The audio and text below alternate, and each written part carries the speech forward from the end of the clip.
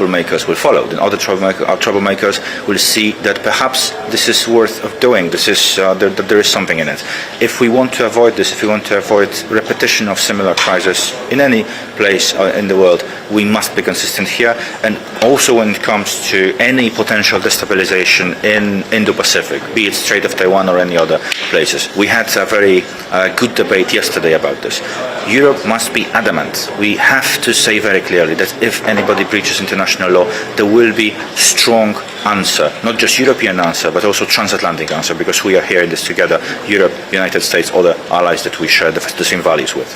Do you have to be a little bit careful that your Indo-Pacific guests don't feel like they're getting a lecture, because that's been a complaint in the past when Europeans perhaps try to discuss Ukraine with Asian and African nations? Oh, very much so, and I think me coming from Poland, from a country that also sometimes is getting lectures, and I understand it very well. Europe is a very diverse continent. We have countries that like to lecture others. We have countries that are getting lectures. So I think we are able to find a good balance. Poland has never been a colonizer country. We are actually being colonized. We've been under foreign rule, under foreign dominance. We understand it very well, what it means not to be able to either be independent or to develop oneself as we wish. So we have this footing, this understanding with countries with similar experience. And our approach is very clear. We don't want to lecture, we don't want to present any perfect solutions. We want to underline that there are basic values based on international law. The Charter, the United Nations is based on principles that everybody should respect. And this is it. If we follow this, if we observe international law, then everybody will live in a safer world. But if so, this meeting is so important and the region is so important, why are so many EU ministers missing it? I also regret this, that not every country is present. We should be present on a larger level. More countries should be involved. We should do even more. This is the second EU Indo-Pacific Ministerial Forum. I hope that we will be gradually increasing the presence, the also frequency of such meetings. It should be much more than just a declaration. There should be proper work done, and I think that there is a genuine commitment on many EU countries' side to do it, to improve these relations and to actually invest in stable world, not just in our immediate neighborhood, but also in the Pacific. Thank you.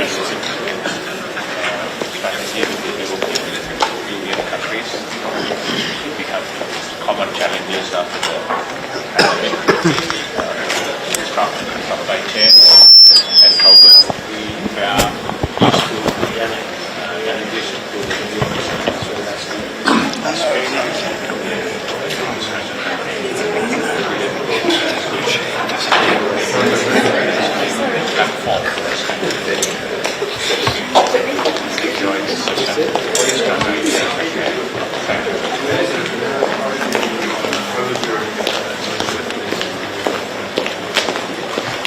Yeah, he explained the difficulties and the challenges we are facing. And I think the overwhelming contribution of ministers and president is conflict should be resolved as soon as possible. Okay.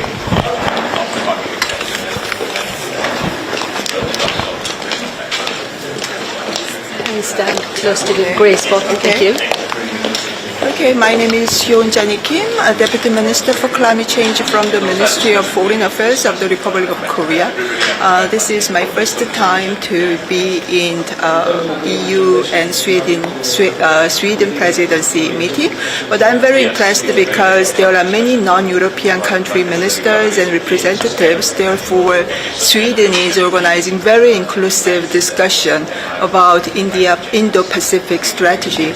Korea also announced the Indo-Pacific strategy last year. I believe that European Union, Sweden, and Korea, we do share lots of things together, and there are many areas for further cooperation and progress. Thank you very much. Can I ask a question on China, please?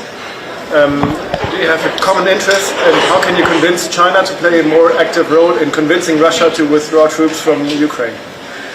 In our Indo-Pacific strategy, China is also a partner to work together, and we are closely talking with China to play a bigger role in the global community as a responsible member of the United Nations.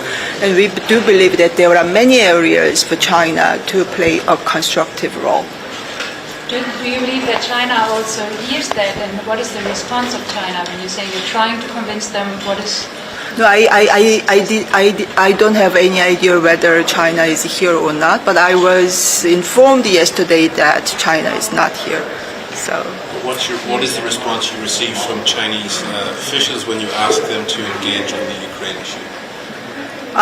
Because I'm not a security expert, I'm not in a position to say about China's role in Ukraine matters. However, Korea strongly believes that China must play a constructive role in global community. For your Indo-Pacific colleagues, not everybody's on the same page with regard to the Russian invasion of Ukraine. Is it a challenge to convince your colleagues to also see things from the Ukrainian point of view? Korea's Indo-Pacific strategy is based on freedom, trust, and prosperity. So we are promoting rule-based international order. On that principles, we are working together with our partners. Have you discussed Taiwan today? No. Thank you. Thank you. Thank you. Sorry. Why should they discuss it? Why should they discuss Taiwan? Why should they discuss Taiwan? I mean, I have no idea. Why should they? Well, the similarities. Schrodinger's geopolitical crisis. Let's ask Islam. He is inside already.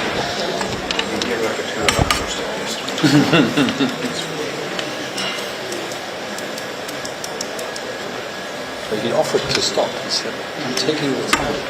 Yesterday, because he did first here and then we asked him over there again. There's so many.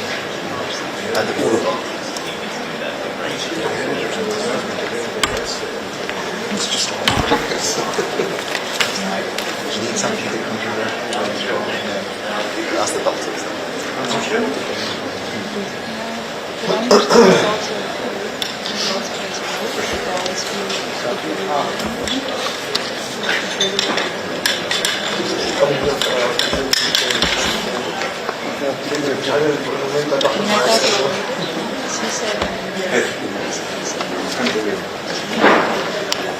Madame Madame la la ministre, ministre, vous voulez une demande? Question? Okay.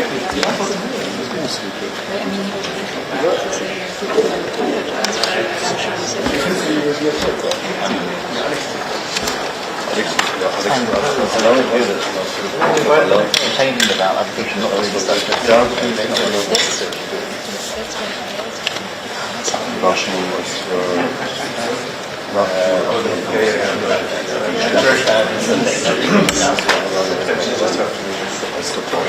I was thinking like this Germany question.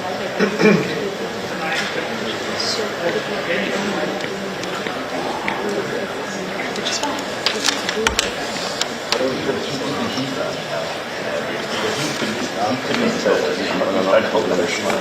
Entschuldigt, dass er sich versprochen hat, das nicht stehen geblieben. Man hat auch nicht gemerkt, dass es nach der Zeit besser ging. Ja, eben, das war nicht richtig klar. Minister.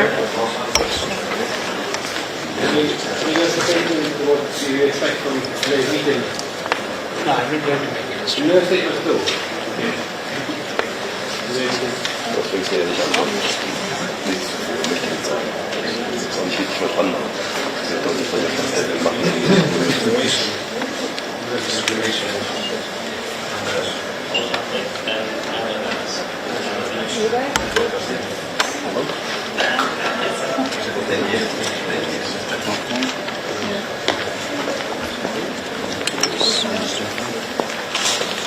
We are taking them to get back to the meeting.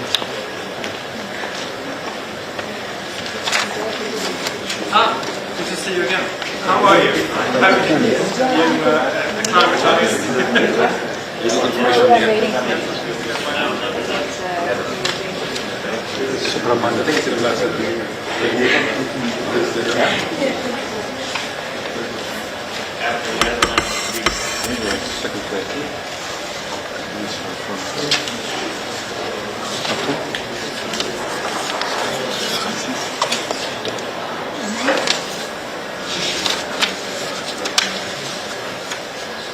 Okay,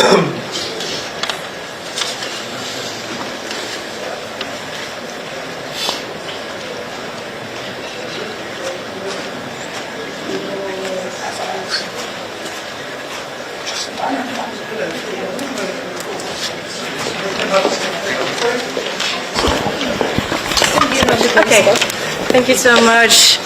Hello, thank you so much for being here. It's wonderful to be at this important meeting between the EU and Indo-Pacific. I'm from the Netherlands, and the Netherlands has been supporting of strengthening cooperation with this important region, and we're very pleased to see so many countries turning up here today. It's very impressive. We're very pleased that EU presidency Sweden took the initiative to organize this session. Many shared interests with all the countries here, many serious and important issues on the agenda to discuss. And I very much look forward to being in the roundtable discussions and all the other meetings that we're going to have with all the representatives here today. Thank you so much. But your minister left also. Yes, unfortunately he had to leave. He was here and he had some bilaterals as well.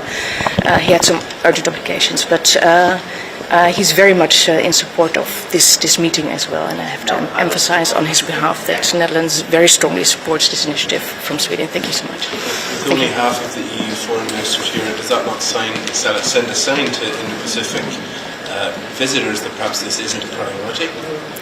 I do not think so, because we definitely think it is a priority to all of us, and that is what we have been emphasizing. That is what is also emphasized by all the ministers that are here together, by all the people that are here together. We very much attach importance to this cooperation.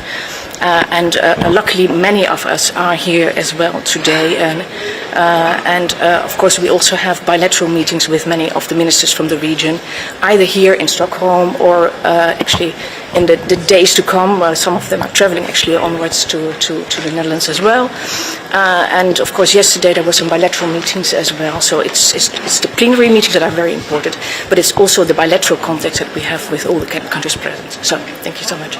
Thank you.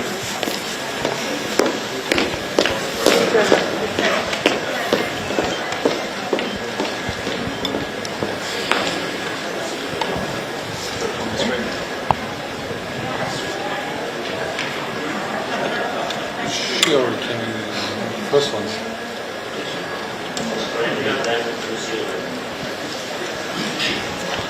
And New Zealand.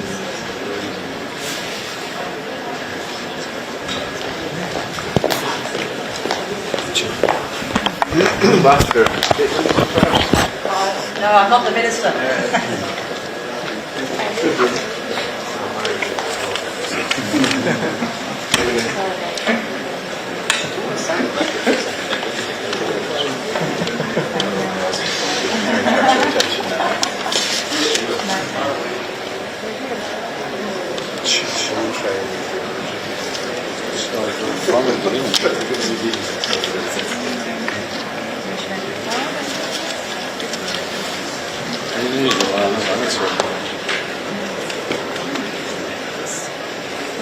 Ganz korrekt, weil die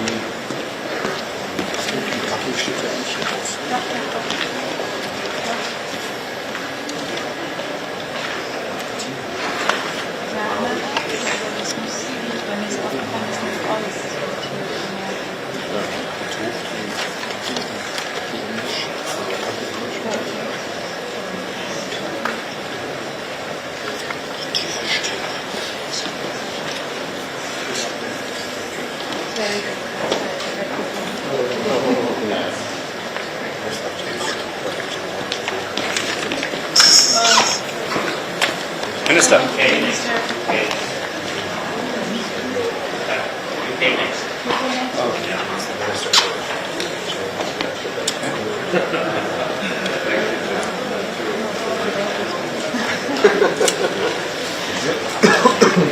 Sehr viel zur britischen Krone nach wie vor.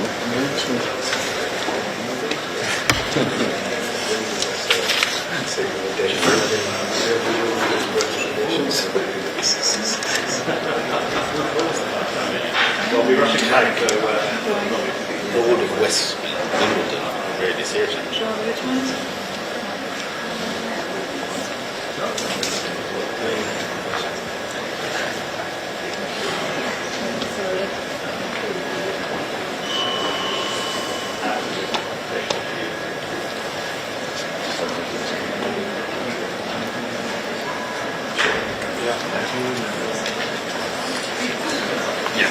Good morning, Minister. Stand on the grey spot, please. Of course. Well, good afternoon, everyone. I'm delighted to be representing the United Kingdom as Minister of State at the Foreign Commonwealth and Development Office.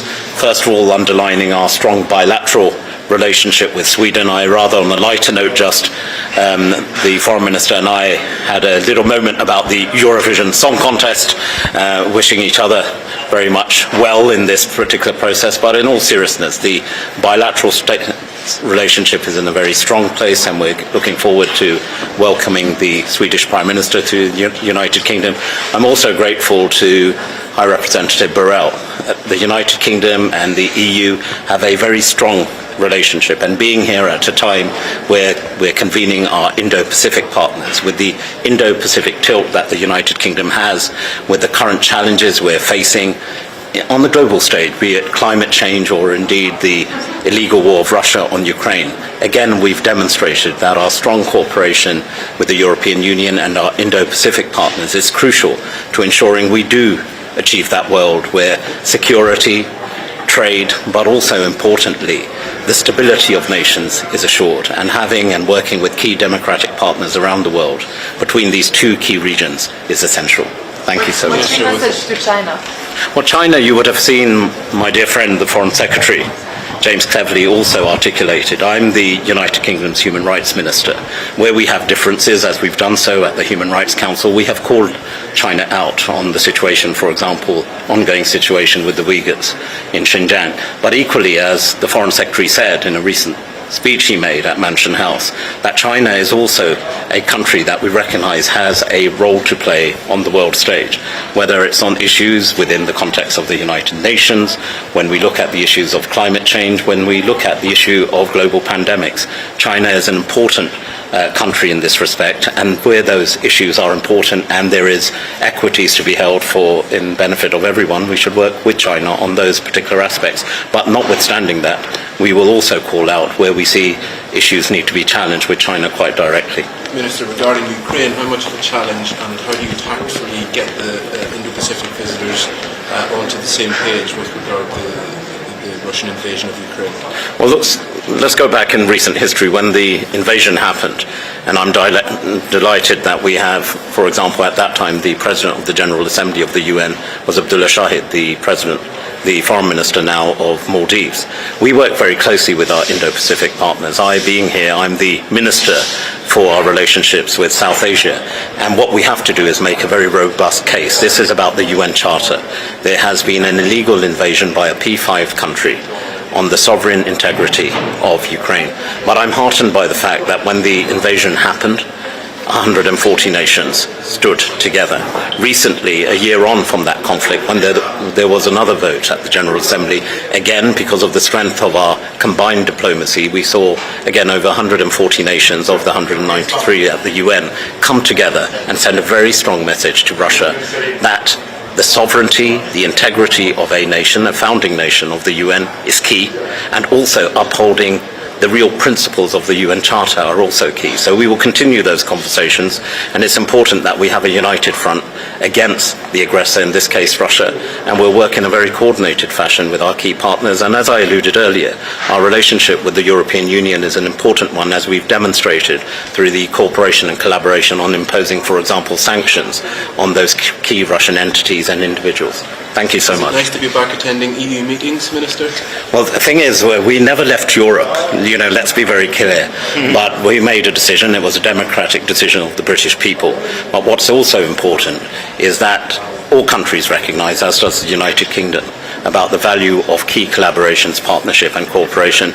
And the European Union is one of our key partners when we're talking trade, climate change, or indeed the war on Ukraine. Thank you so much. Stronger together.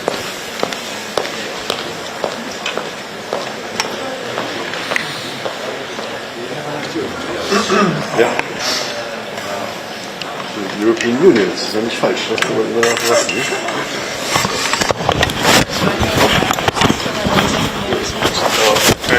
UK was the last one. Okay. So you know. Hey, sorry? UK was the last one. Sorry. India? No. No. No handshake for India. No handshake as well. There was no handshake for India. Oh, they haven't landed yet. Okay. No, we're just waiting for His Majesty and the Crown Princess now. Oh, is the king going to speak? Well, it's worth asking. Can you check?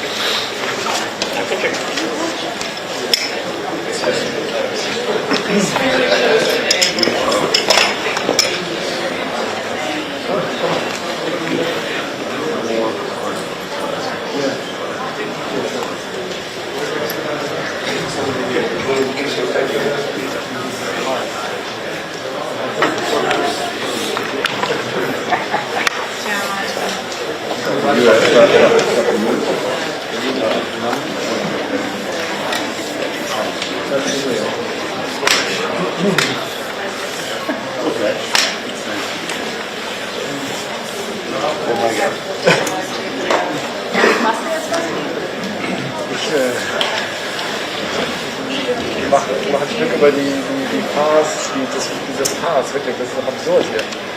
Es geht Morell vorher, wie wichtig, und jeder in Brüssel erzählt, wie wichtig der Indo-Pazifik ist, die wichtigste strategische Region. Und ich meine, dann machen wir so einen Quatsch, das ist doch echt lächerlich. Also ernsthaft. Ja, genau. Ganz undankbar. Ich bin hier, ja klar, soll ich auch sagen. Kurze Frage noch für den Anbieter. Ganz kurz. Eine Frage abschließen. Eine kleine Frage. Sie sind ja immer dann da als Minister, Herr Asselborn, aber 14 von 27 EU-Ministern kommen zu diesem Treffen. Der Rest fehlt. Zeigt das so ein bisschen ein mangelndes Interesse Europas an dieser Region? Also das ist doch jetzt irgendwie nicht diese Botschaft, die man setzen wollte. Jetzt überraschen Sie mich mit der Zahl. Ich weiß das auch nicht, ich habe nicht gezählt. Ja, es gibt einige Kollegen, die wirklich nicht kommen können. Und ich finde, es ist schon eine wichtige Sitzung. Wir sollen hier sein, wenn es nur geht. Aber wie gesagt, ich weiß das von einigen Kollegen, dass das unmöglich war zu kommen. Wie zum Beispiel der italienische Kollege, wo jetzt hoher Besuch ist in Rom. Und gestern war der auf einer Staatsvisite. Es gibt vielleicht auch andere. Aber gut, ich bin nicht der jetzt Kollegen, sagen wir mal, ankreidet oder sie entschuldigt. Ich weiß das nicht. Sie haben besser gezählt als ich. 14 war das heute Morgen. 14 von 27 heute Morgen, ja genau. Außenminister, aber die Länder waren alle vertreten. Na gut, aber das zeigt ja auch die Wichtigkeit. Ob man es gibt auch, nur einen ja, aber es gibt auch, nur. Es gibt ja auch, sagen wir mal, nicht Minister, wo die sie vertreten, genauso gut sind wie die Minister.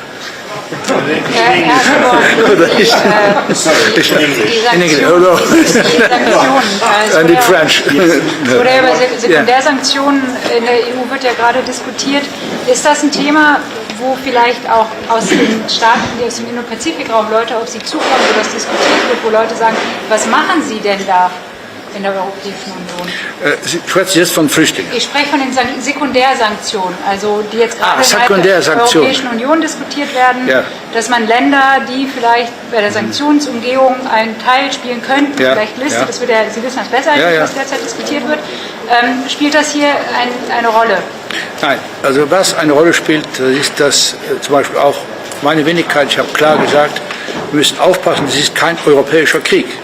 Es ist ein Krieg, der gegen die UN-Charta geführt wird, gegen internationales Recht. Und das ist nicht der Westen, der sogenannte Westen, der das lösen wird, allein. Was die Sanktionen angeht, man darf nicht jeden Tag hereinfallen in das Märchen von Putin. Es sind nicht die Sanktionen, die, sagen wir mal, die Welt in verschiedenen Regionen vor viele Herausforderungen stellen. Es ist der Krieg. Wenn der Krieg aufhören würde, würde sich vieles in sehr schneller Zeit wieder auf eine normale Schiene befinden. Das, glaube ich, ist eine Botschaft, die wir zu geben haben. Ja. Es ist eine Herausforderung für uns. Ich gebe Ihnen ein Beispiel. Es gibt Länder, auch zum Beispiel in Südamerika, die sehr wohl verstehen, wie die Europäische Union reagiert. Aber die sagen, wir können alles mitmachen, nur nicht die Sanktionen. Weil wir keinen Beschluss haben der UNO, wie wir das zum Beispiel haben beim Iran oder bei Nordkorea. Das ist nicht einfach. Probieren Sie da irgendwie, spielt das heute auch eine Rolle, alle vielleicht eher auf die Seite der Europäischen Union zu ziehen und da auch zu überzeugen, mitzumachen? Ich glaube, es geht nicht um die Europäische Union. Es geht ja darum, dass, wenn Russland durchkommt mit diesem Krieg, dass mit Gewalt die Grenzen eines Landes verändert werden und dass das Land sogar riskiert, vernichtet zu werden. Dass das auch, wenn das gelingt, Putin auf einem anderen Kontinent geschehen kann oder andere Länder geschehen kann. Es geht um das Prinzip, was die Sowjetunion damals nach dem Zweiten Weltkrieg mit aufgebaut hat in der Charta der Vereinten Nationen. Da steht drin, dass die Grenzen zu respektieren sind. Das internationales Recht verbietet, dass man die Grenzen überschreitet. Darum geht es. Und es geht nicht jetzt um sekundäre Effekte der Sanktionen. Wir wissen das in verschiedenen Ländern, darum werden wir uns ja auch darum kümmern, wo die Exporte der Europäischen Union dramatisch gestiegen sind. Zum Beispiel in Ländern auch von Zentralasien. Wir müssen mit den Ländern in Kontakt bleiben und das Ziel kann nicht sein, die Exporte schnell in die Höhe, und das wird nur gemacht, um Sanktionen zu umgehen. Aber deswegen werden ja diese Sekundärsanktionen diskutiert. Kommen da jetzt auch Außenminister auf Sie zu und sprechen Sie da vielleicht darauf an? Spielt das? Ja, ich hoffe, dass wir da, wir haben ja Herrn Sullivan, der sagen wir mal, in Vertretung der Europäischen Union in all diese Länder auch pilgert, mit ihnen spricht, und man kann das ja nicht dekretieren. Man kann das nur versuchen, dass es falsch ist, wirklich falsch ist gegenüber dem, was Putin macht, dass es Umwege gibt, damit die Sanktionen der Europäischen Union und anderen Ländern der Welt, es sind ja, ich glaube, über 30 Länder, dass die umgangen werden. Okay? Also das andere in Englisch, Sie übersetzen ihm das in Englisch. Ich bin, ja. Yeah. Why are you still here, and what do you think that so many of your colleagues have left? No, some of my colleagues, they have an excuse, because for instance, there is an important visit in Rome at this moment. I am not here to defend all my colleagues, but I am here to tell you that the countries are represented, and some foreign ministers are very good. Some others may be less, but the problem is that the diplomats, they are able to represent their country, because I am not a diplomat. I never learned it, but we have people in our ministry who have learned diplomacy and to know what they have to do and what they have to say. Yeah, but still, sir, you are still here. Yeah. So why are you here and no one else? Because I think that it is important to be here. And there is no reason not to be here, for me. But for others, maybe there is a reason. I think also the Spanish colleague is in a state visit with his prime minister. So I cannot excuse everybody who is not here. But I think that in the European Union, we know that meetings like this, above all also for our friend Dimitrov Kuleba, and also for the countries we see now, is great importance. What's the point of discussion you're looking forward to the most in this meeting? Now? Yes. This meeting? With whom? The Indo-Pacific meeting. I think the most important most important point might be that we really tell these countries what our conception is about the war of Putin in Ukraine, and how can we end this war, and how can we as international community be solidar, to be strong against Putin. It is not the European war, and it will not be the so-called West who will solve the problem. We have to stick together there. So we have to leave. The king is coming. So you ask him why he is here.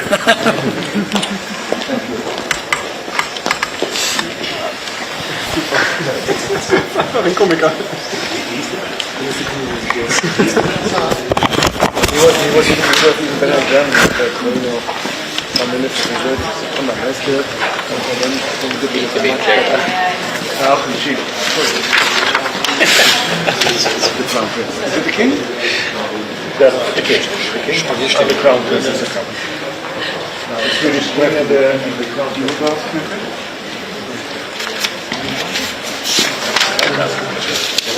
letter.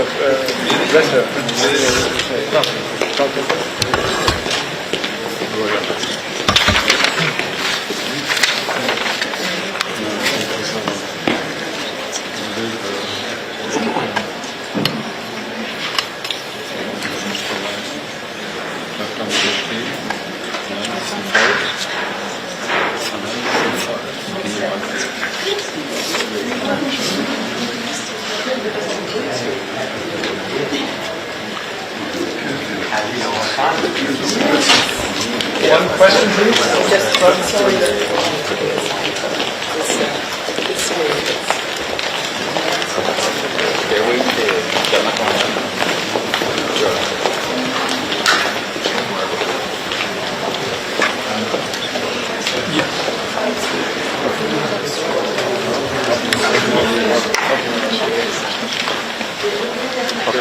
India has just arrived in Sweden.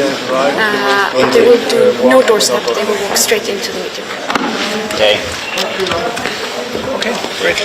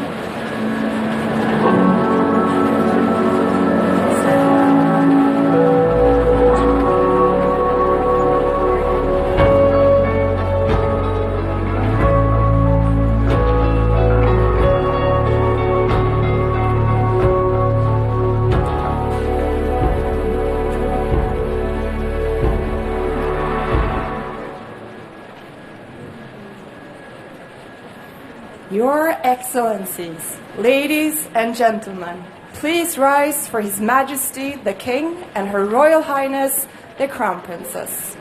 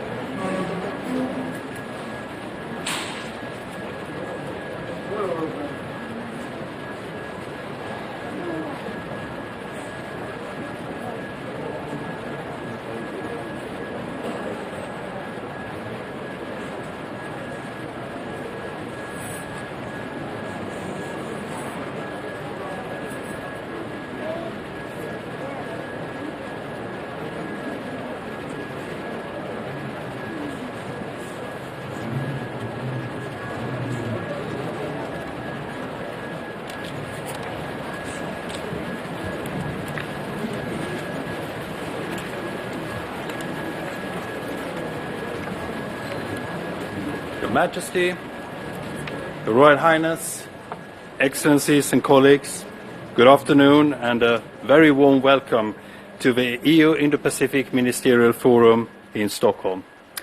I'm honored that so many of you have taken the time in your busy schedules to come.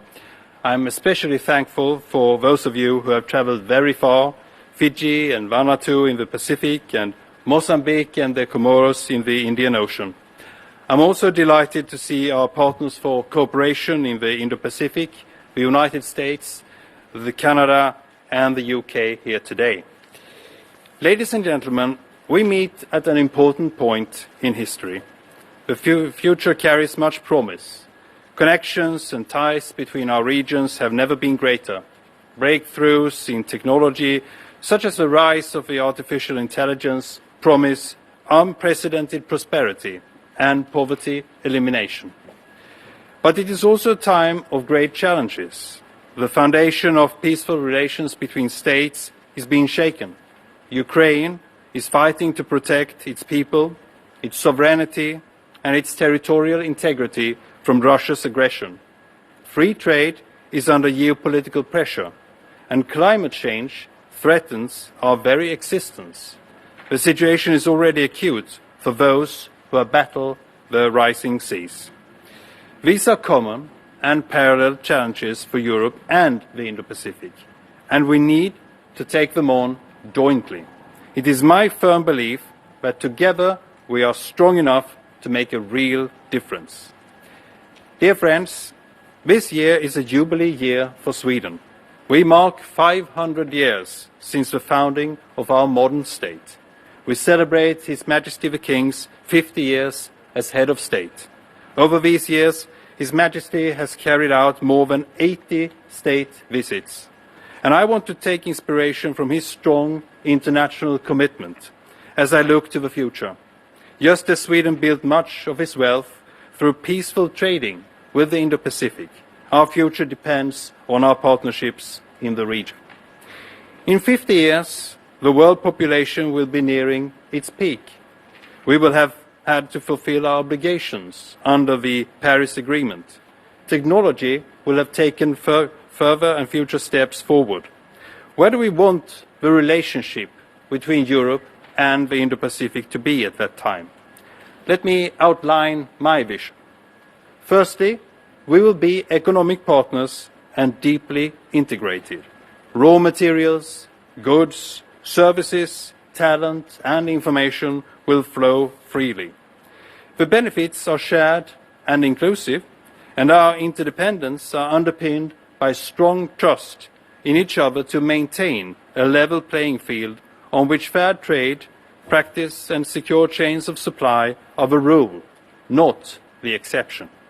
We work together to fend off attempts to put political pressure on each other by economic means. Secondly, we will be a sustainability champions.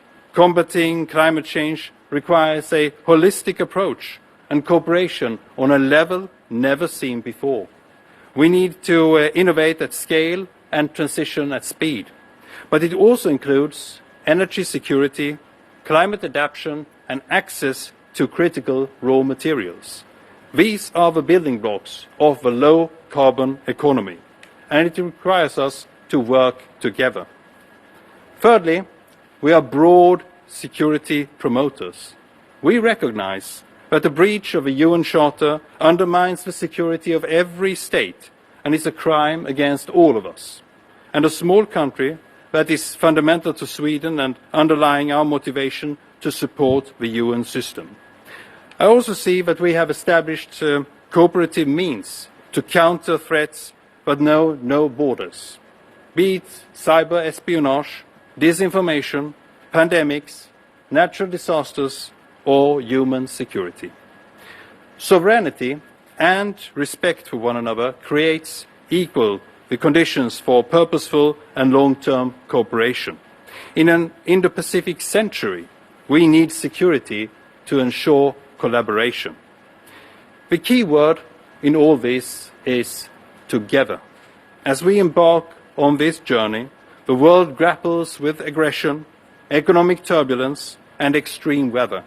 However, I believe that the European Union and the Indo-Pacific are large enough to promote sustainable and inclusive development, purposeful enough to address global challenges and the climate crisis, and strong enough to promote broad security, including human security.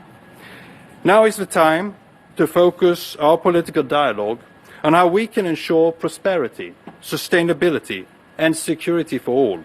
Like the Indo-Pacific itself, these issues are interconnected and require an inclusive approach. We have common interests, global relevance, and a great untapped potential for enhanced cooperation. Colleagues, I am happy to say that the European Union and the Indo-Pacific has not been passive observers to global events, and our discussions will cover what our future holds and the challenges that we face, which we'll meet both together. Now, let me introduce my dear co-host, the EU High Representative for Foreign Affairs and Security Policy and Vice President of the European Commission, His Excellency Josep Borrell Fontelles, who will share our opening and closing sessions today. The podium is yours. Thank you very much.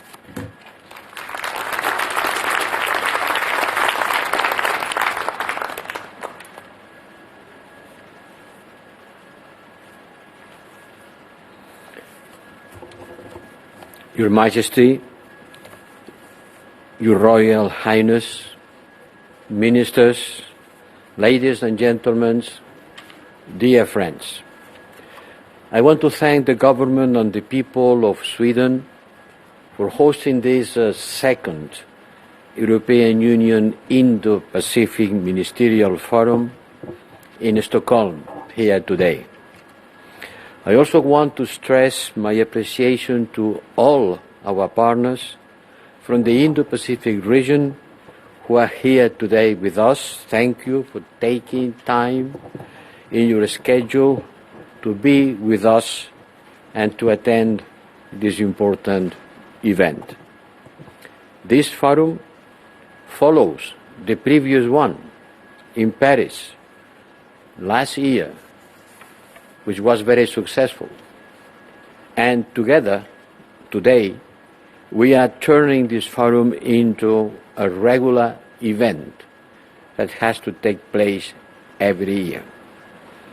It has to take place every year because Europe and Indo-Pacific area have to be more interconnected and more interdependent.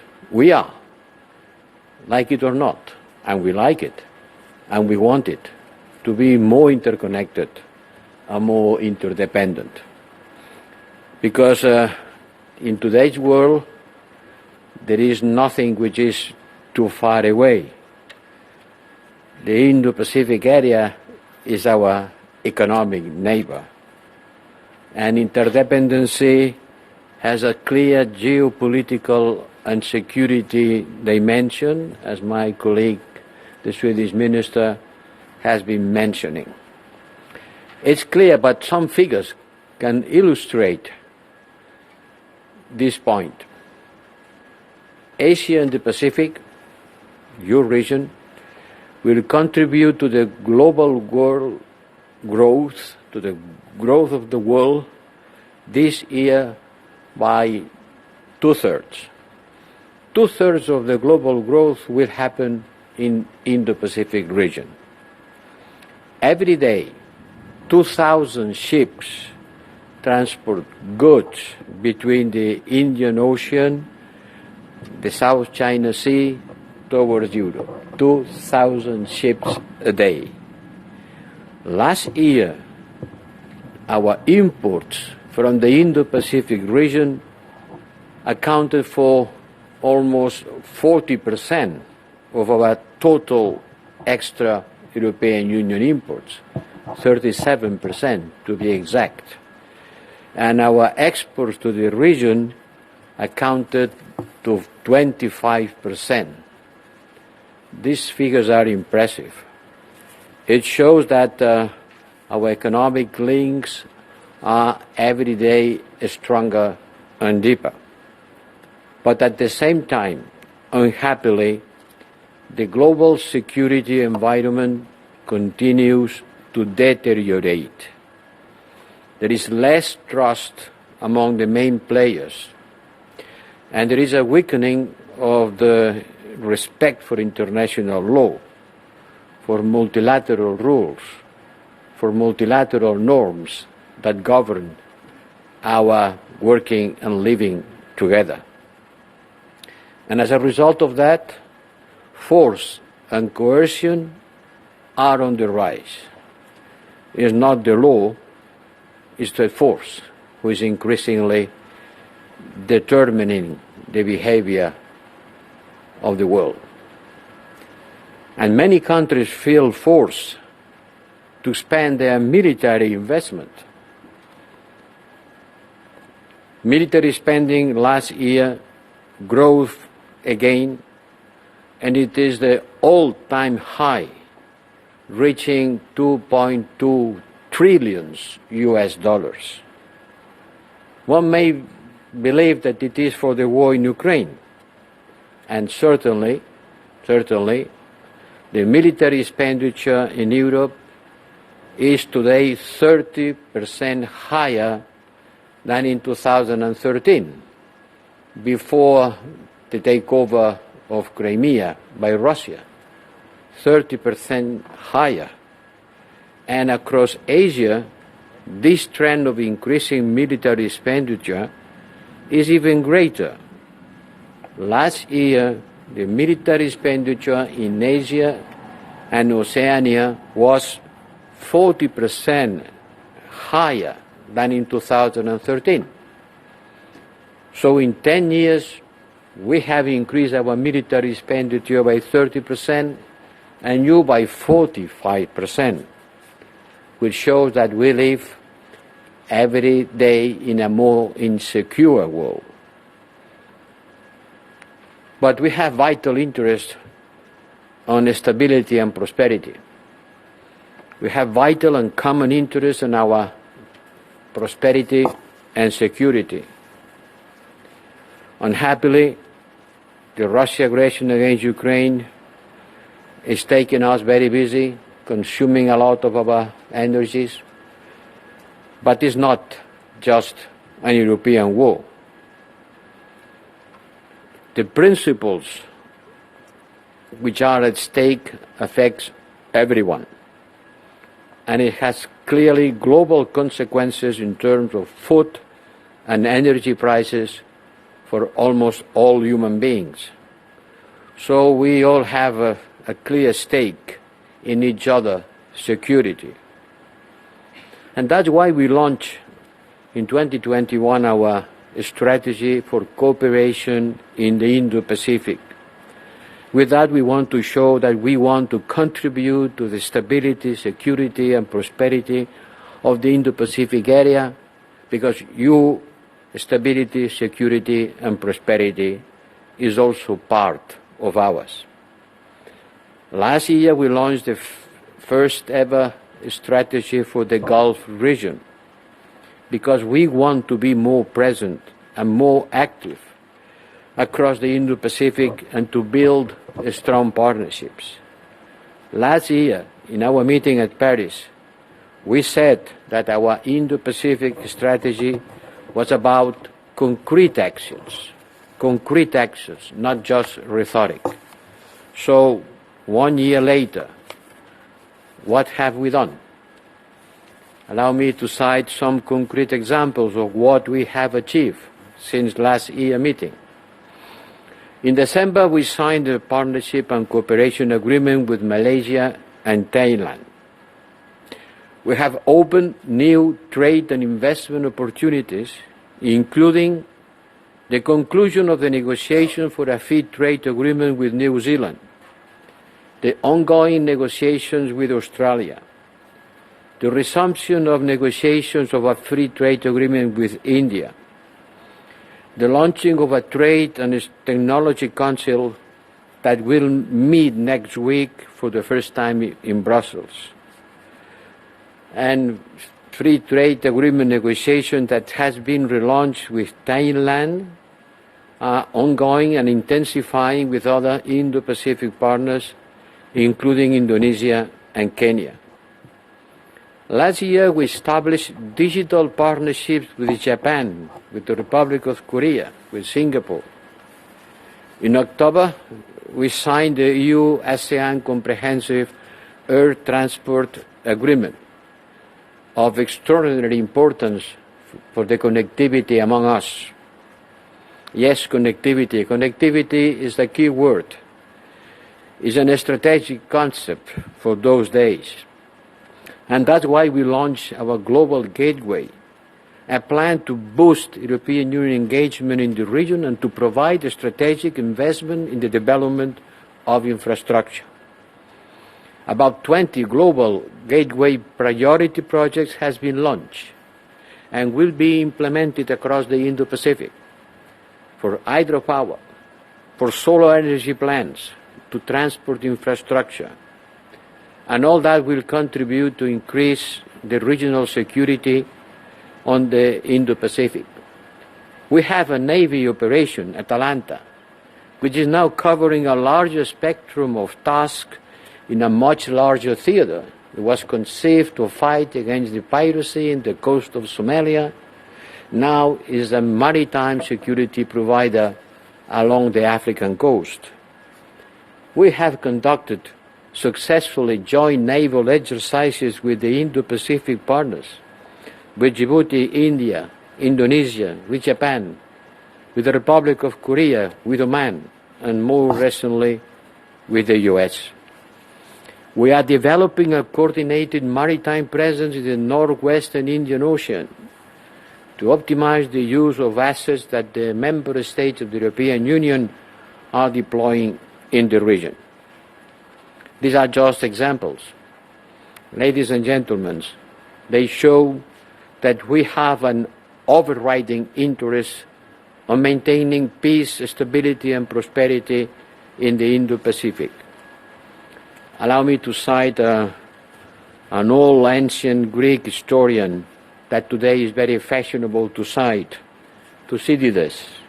Everybody makes reference to Thucydides today, when he argued that convergence of interest is the surest way of keeping good relations between states and individuals. Shared interest, common interest, values, priorities, cooperation. These are the key words of our relationship. That has to be a two-way relationship. It's not about what we, the European Union, can do in the region and for the region. It's about what we can do together, in equal foot, knowing that we live in a complex world, a dangerous world, that requires cooperation among us to achieve common goals. We Europeans, we have much to listen and learn from the Indo-Pacific region, as much as we have to give. And that's why we are meeting here in Stockholm, in a beautiful sunny day, in a beautiful place with Your Majesty. Thank you very much for being with us. Thank you to all of us. Thank you to all of you for coming and attending this meeting. Thank you.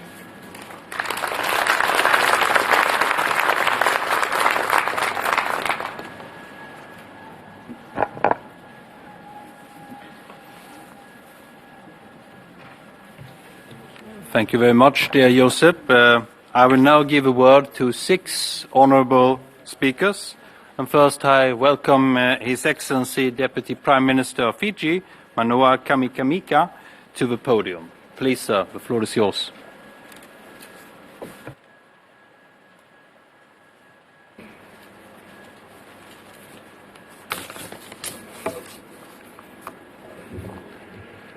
Your Majesty, the King, Her Royal Highness, the Crown Princess, Your Excellencies, Mr. Tobias Billström, Minister for Foreign Affairs of Sweden and President of the Council of the European Union, Mr. Joseph Borrell Fontelles, High Representative and Vice President of the European Commission, Honourable Ministers, distinguished guests, ladies and gentlemen. Bula and warm greetings from the vast blue Pacific. It is an honor to address you as we renew and strengthen the partnership between the European Union and the Indo-Pacific countries. I extend sincere gratitude on behalf of my Prime Minister and Minister for Foreign Affairs, who regrettably could not be here today, for the invitation to this very important gathering. We value our relationship with the European Union because it is based on mutual respect, shared values, and common interests, and Fiji appreciates EU's increased engagement in the Indo-Pacific region as reflected in its strategy for cooperation in the Indo-Pacific and its Global Gateway initiative. For my part of the world, Pacific leaders made a historic decision last year to adopt a 2050 strategy for the Blue Pacific continent. The strategy reflects the collective vision, values, and aspirations of the Pacific Island countries and outlines the key thematic areas and strategic pathways to achieve them. It is not only a blueprint for the future, but also a call to action for all development partners to align their cooperation with our countries. We therefore anticipate a more coherent engagement as a region with the EU and other partners through the Blue Pacific 2050 strategy. For small island states, part of the challenge of being in the Indo-Pacific space is ensuring that our own geostrategic interests are given priority as much as our larger neighbors, particularly Asia. We trust this is taken into account as the region faces urgent challenges that require collective and decisive action. It is that awareness that compelled the Pacific countries' engagement with our Indo-Pacific ally Japan in deferring the planned discharge of wastewater from the Fukushima Daiichi nuclear power station into the Pacific Ocean. It is also the driving force behind our collective advocacy on the existential threat of climate change. Imagine losing your home, your land, and your culture to the rising sea. This is the nightmare that many island nations face. Pacific countries like Kiribati and Tuvalu, with no escape from the relentless sea level rise. They have to choose between uprooting their people or building artificial islands. Neither option secures their future, as their maritime rights and resources are also in danger. It is the harsh reality that many coastal communities in Fiji are facing climate change that threatens their very existence. We have no choice but to relocate our people from the rising sea. This is a daunting and complex task, one of last resort. It is painful and costly process that needs careful planning, consultation, and coordination. 6 communities in Fiji have already been relocated, and 42 more are in urgent need of moving in the next decade. We cannot afford this on our own. We need financial support from our development partners to face this huge challenge. We need support that honors our sovereignty, our dignity, and our human rights. We need support that acknowledges that relocation is not a solution, but a response to the loss and damage caused by climate change. And we appeal to the EU and other development partners to stand with us and our people who are facing displacement and uncertainty. Fiji welcomes the EU's Indo-Pacific strategy as an opportunity to strengthen our cooperation on critical issues of climate change, security, and sustainable and inclusive prosperity. These are issues that matter greatly to Fiji and the Pacific region. We are committed to promoting security, stability, democracy, and cooperation in our region. We are also keen to explore the possibilities of growing the blue economy, making renewable energy and innovation the drivers of growth. The EU's support for free and green trade, sustainable supply chains, and digitization can also help boost economic growth and reduce poverty in our region. We are confident that the EU's role in our economic policies will be one of partnership in areas such as taxes, investment, and free movement of people, goods, and services. In this regard, we urge the EU to revise its tax blacklisting approach to the smaller countries in our region and to show solidarity and understanding in these challenging times. We also encourage EU to finalize its process of signing the post-Cotonou Agreement, which will shape your partnership for the next 20 years with those of us in the Organization for African, Caribbean, and Pacific States. And finally, of course, we'd like to place our record on the support by the EU and our global efforts to support Ukraine in its current conflict with Russia. The Ukrainian people are suffering, and we, the rest of the world, are feeling its wider impacts. We believe in Ukraine's sovereignty and their right as a people. In closing, we believe that our partnership is on the right track, guided by a long-term perspective. The challenges and opportunities in our region are complex and require engagement over many years. We look forward to working closely with the EU in the years ahead and to building a brighter and more prosperous future for all our peoples. Vinaka and thank you.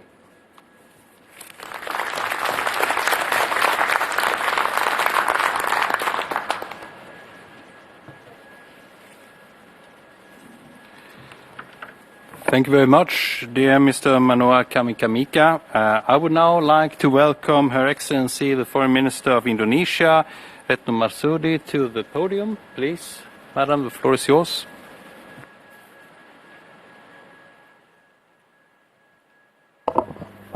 Well, thank you very much, Tobias.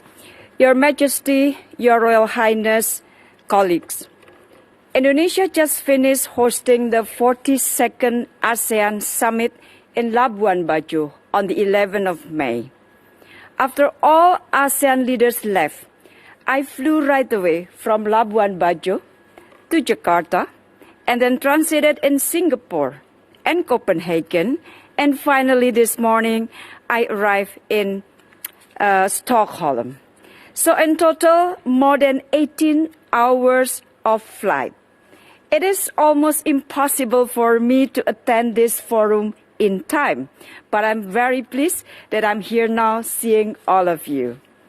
Colleagues, the collaboration, thank you. The collaboration of in the Indo-Pacific was discussed in the ASEAN Summit. The key is in the word collaboration, and we really mean that. ASEAN is strategically located in the center of the Indo-Pacific region, and this is significant for us. That is why ASEAN doesn't want to see the Indo-Pacific region becomes another theater of rivalries. It is enough to see wars in other regions. Therefore, we must work together to ensure the Indo-Pacific a region of peace and prosperity, including through this forum. ASEAN opens our doors to all countries without exception, but we have our terms and conditions. You should be familiar with this after our discussion in Paris, respect for international law, and the paradigm of collaboration. Those terms are also the most fitting ones in the Indo-Pacific, so we are trying to mainstream them in the region. We expect our partners to subscribe to the same terms in their engagement with the region. First, our engagement must be inclusive. Any cooperation framework must be open to any countries. The Indo-Pacific pie is too big to be enjoyed only by few. We are not interested to be part of another Cold War or to be proxies of great powers. Common peace, stability, and prosperity must be enjoyed by all. Second, our engagement must also be concrete. We cannot make the Indo-Pacific significant only on the paper. Any cooperation framework must benefit our people. So it cannot be confined to political and security dimension or simply norm-setting exercise. The ASEAN outlook on the Indo-Pacific already identified 4 priorities areas of cooperation. But our cooperation must also be forward-looking to address the challenges of tomorrow. We particularly want to learn from Europe on building a greener and more sustainable economy. All in all, inclusive and concrete engagement would reduce tension, solidify trust building, and create greater interdependence between countries in the region. Colleagues, Indonesia will convene an ASEAN Indo-Pacific Infrastructure Forum in Jakarta, back-to-back with the 43rd ASEAN Summit in September. Indonesia invites your participation, including your private sectors, to participate in the forum. It is a platform to capitalize on the maximum potential of the Indo-Pacific. So to conclude, I only have one message today. Let us cooperate and collaborate concretely, inclusively for a peaceful, stable, and prosperous Indo-Pacific. I thank you very much.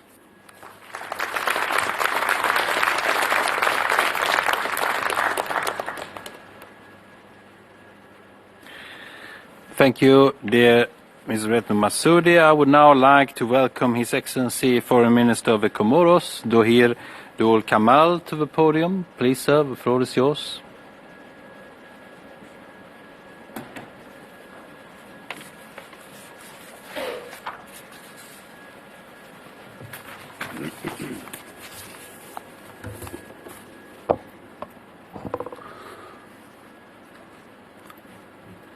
Votre Altesse, le roi de Suède, Votre Altesse royale la princesse héritière de Suède, Excellence Monsieur Tobias, ministre des Affaires étrangères de la coopération de Suède, Excellence Monsieur Joseph Borrell, vice-président et haut représentant de l'Union européenne, Excellences, Mesdames et Messieurs les ministres et chefs des délégations, honorable assistance, Mesdames et Messieurs, tout protocole observé. C'est un réel plaisir de prendre part à cette conférence ministérielle de l'Indo-Pacifique en ma qualité de ministre des Affaires étrangères de l'Union des Comores, assurant la présidence en exercice du Conseil exécutif de l'Union africaine. Je voudrais alors saisir cette opportunité pour adresser mes sincères remerciements aux autorités suédoises et pour l'accueil chaleureux et les facilités qui ont été accordées à ma délégation dans cette belle et historique ville de Stockholm, et les facilités pour la présidence tournante de l'Union, les féliciter pour la présidence tournante de l'Union européenne.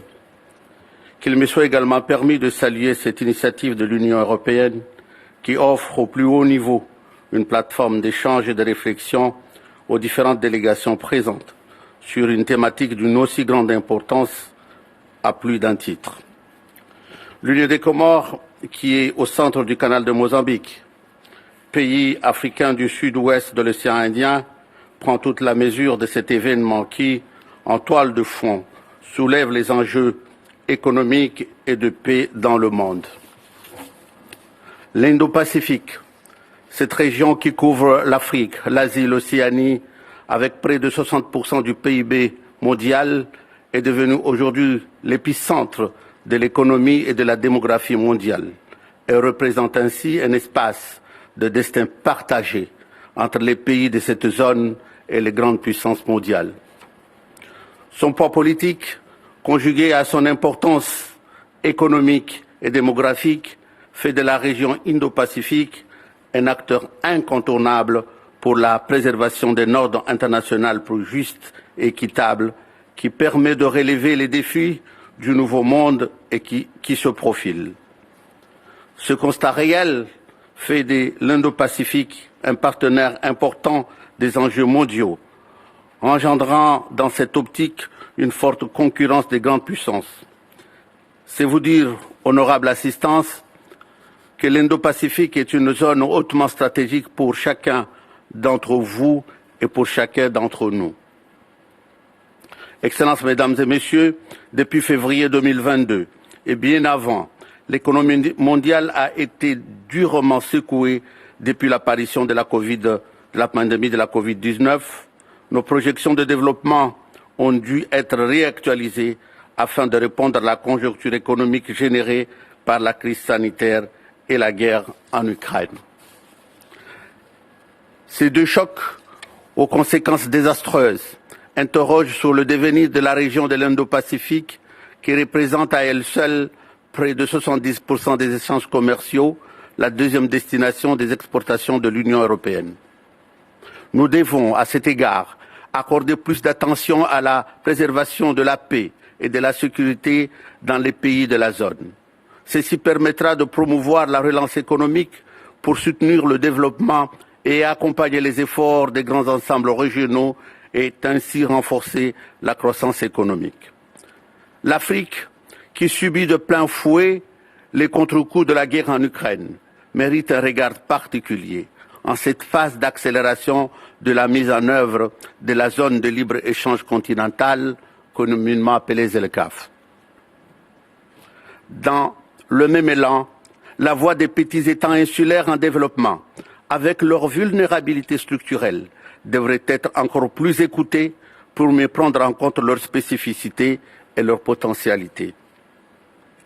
En conséquence, la paix, la sécurité et une approche holistique, mais différente selon les particularités qui nous caractérisent, je m'associe à la vision du président américain Joe Biden qui déclarait en septembre 2021 que, je cite, « L'avenir de chacun de nos nations et forcément du monde dépend d'une Indo-Pacifique libre et ouverte qui perdure et qui s'épanouit dans les décennies à venir. » C'est tout l'intérêt des programmes portés par l'Union européenne dans la région, notamment le programme Climario et le programme MAS, dont l'Union des Comores est partie prenante. En revanche, les attentes de la région Indo-Pacifique vont bien au-delà des résultats de ces programmes. La stratégie européenne de l'Indo-Pacifique doit pouvoir répondre aux défis et aux besoins actuels de nos pays, chacun dans sa diversité, à travers des actions de coopération ciblées. La démarche de l'Union européenne dans l'Indo-Pacifique, axée sur la coopération, non sur la confrontation, nous semble en ce sens mieux adaptée à nos politiques de développement et aux partenariats souhaités pour assurer l'essor économique de nos pays. Qu'il s'agisse de la prospérité durable et inclusive, de la transition écologique et de la gouvernance des océans, des partenariats numériques, de la connectivité, de la sécurité et défense ou de la sécurité humaine.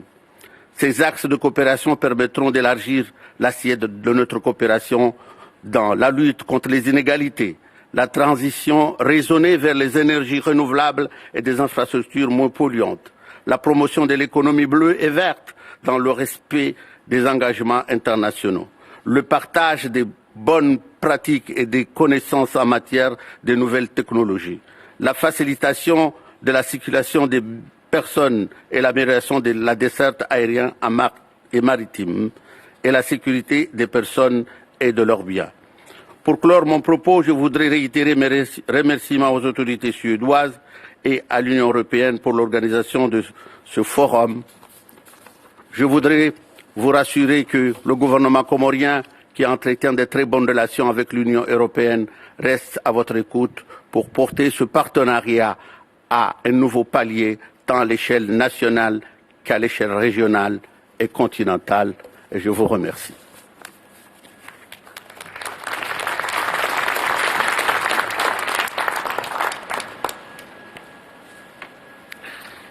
Thank you, dear Mr. Dohir Dul Kamal. Now I'm pleased to welcome His Excellency the Foreign Minister of Japan, Yoshimasa Hayashi. Please, sir, you have the floor.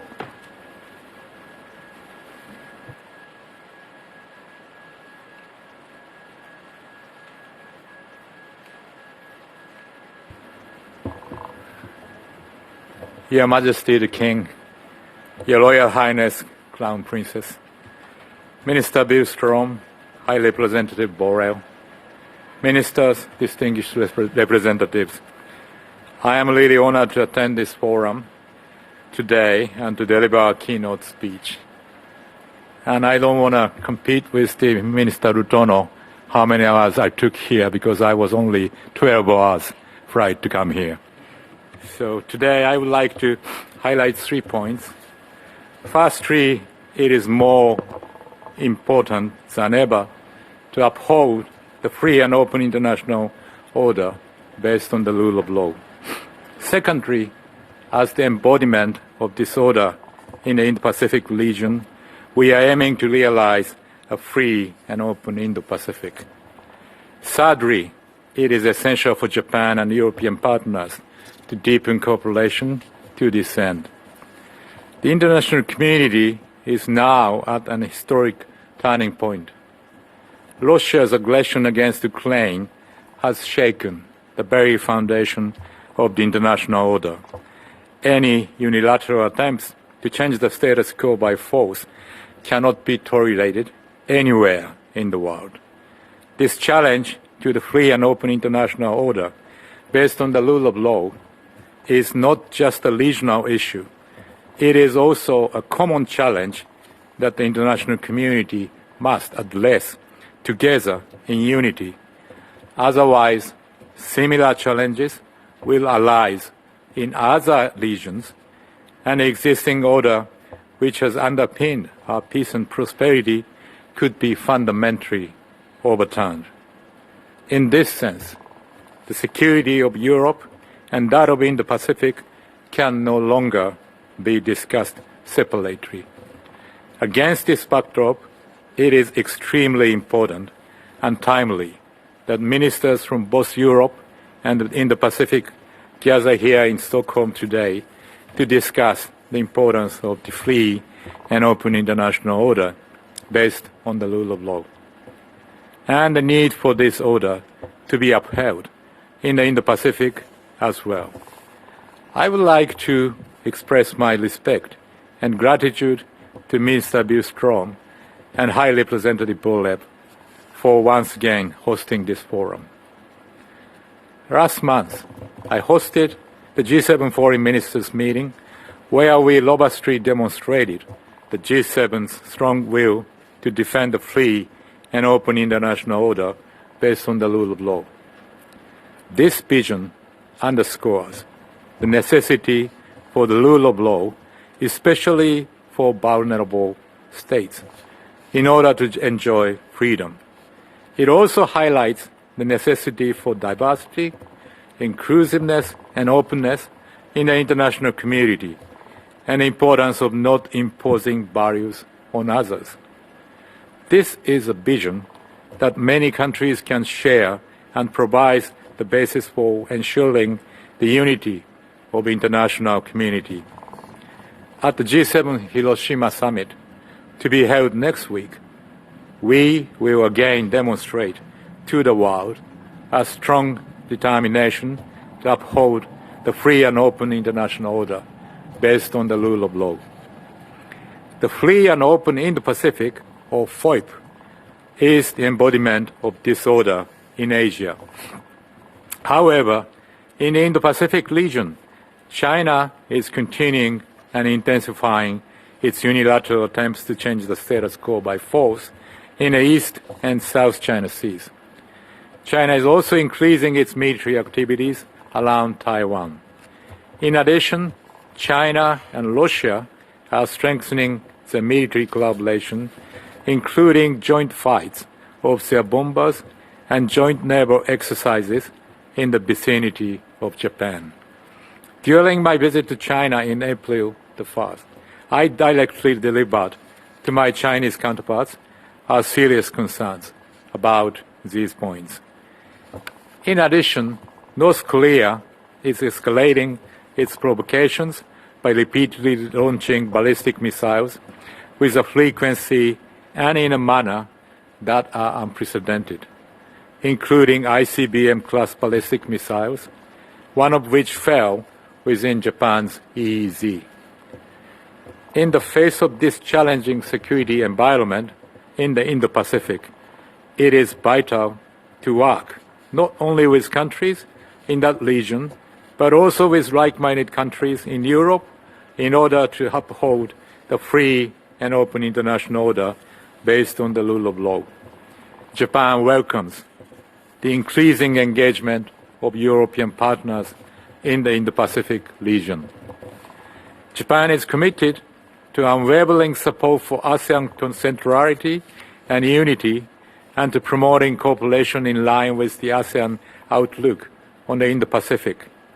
We also firmly support the realization of the 2050 strategy for the Blue Pacific continent, and will promote our partnership with Pacific Island countries. In March this year, Prime Minister Kishida announced a new plan for FOIP. Based on this new plan, Japan will expand cooperation with other countries for the realization of the FOIP in order to lead the international community away from division and confrontation towards unity and cooperation. One of the key pillars of the FOIP plan is strengthening connectivity. In the new FOIP plan, Japan announced that by 2030, we will mobilize a total of more than $75 billion in public and private funds for the Indo-Pacific region through private investment and ODA loans, so that we can grow together with these countries. These efforts are in line with the cooperation proposed in the EU's Global Gateway strategy. Japan will enhance cooperation with the EU on sustainable connectivity and quality infrastructure based on the Japan-EU Connectivity Partnership, which was launched in 2019. In addition to this connectivity and quality infrastructure cooperation, the EU is an important partner for Japan in the Indo-Pacific. I am encouraged by the EU's increasing engagement in the Indo-Pacific in recent years, including the expansion of its coordinated maritime presences to the Indian Ocean. On the occasion of the next Japan-EU summit, Japan would like to set out new directions for security and defense cooperation in order to promote our alliance in this area. Furthermore, it is essential to enhance cooperation with the EU in the area of economic security. New challenges have been emerging, such as the vulnerability of global supply chains, theft on critical technologies, forced transfer of intellectual property rights, and the pursuit of national interest through coercive means backed by economic power. It is important for Japan and the EU to work together with like-minded partners, including those from emerging and developing economies, to reinforce our deterrence and our capabilities to address these challenges. Allow me to conclude my remarks today by saying that Japan will lead efforts by the international community in partnership with like-minded countries, both in Europe and in the Pacific, to uphold the free and open international order based on the rule of law. I thank you for your attention.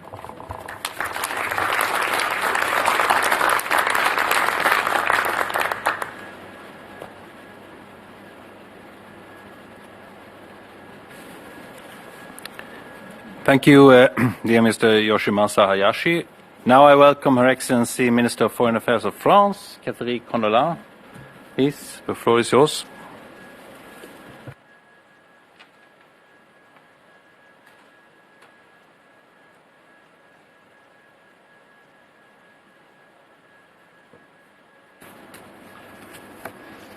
Votre Majesté, Votre Altesse royale, Monsieur le représentant, cher Joseph, Monsieur le ministre, cher Tobias, chers collègues, je suis honoré de participer à cette seconde édition du Forum ministériel Union européenne Indo-Pacifique, lancé sous présidence française à Paris l'an dernier. Je me félicite que la présidence suédoise ait repris le flambeau de cette enceinte de dialogue qui nous permet d'incarner le partenariat entre l'Union européenne et les pays de l'Indo-Pacifique. Le Forum de Paris s'était tenu le 22 février 2022, 2 jours avant l'invasion de l'Ukraine par la Russie. Cette guerre illégale et injustifiable se poursuit. Nous en ressentons tous les effets et elle nous concerne tous. Car il en va du respect de la Charte des Nations Unies. Car s'il n'est pas répondu à cette agression aujourd'hui, d'autres États se sentiront libres de faire la même chose demain, ailleurs. La réponse à cette agression nous mobilise plus que jamais, nous, Européens, unis, déterminés, mais aussi nombre de nos partenaires de l'Indo-Pacifique représentés ici, chacun à notre manière. Et nous respectons nos différences. Dès lors que tous, nous nous retrouvons sur l'essentiel, qui est la défense du droit international, qui commence par le respect de la souveraineté et de l'intégrité territoriale des États, ces principes cardinaux que la Russie a foulés aux pieds. Cette guerre n'enlève rien à notre ambition dans l'Indo-Pacifique. Nous sommes convaincus que la sécurité des deux extrémités du continent euro-asiatique est profondément liée, comme le sont nos économies. Notre ambition est d'œuvrer à la préservation d'un espace indo-pacifique à la fois libre, ouvert, prospère et inclusif, en nom des partenariats entre égaux avec les pays et les organisations de la région. Il s'agit de faire en sorte que chaque pays ait la liberté de sa souveraineté, pour reprendre la formule du président Macron. Ils doivent pouvoir disposer, à cet effet, de plusieurs options souveraines pour faire leur propre choix. Et là, je cite ce qu'avait dit de façon très juste le docteur Jaishankar à Paris il y a un an. L'Europe porte une approche singulière à cet égard, une approche européenne.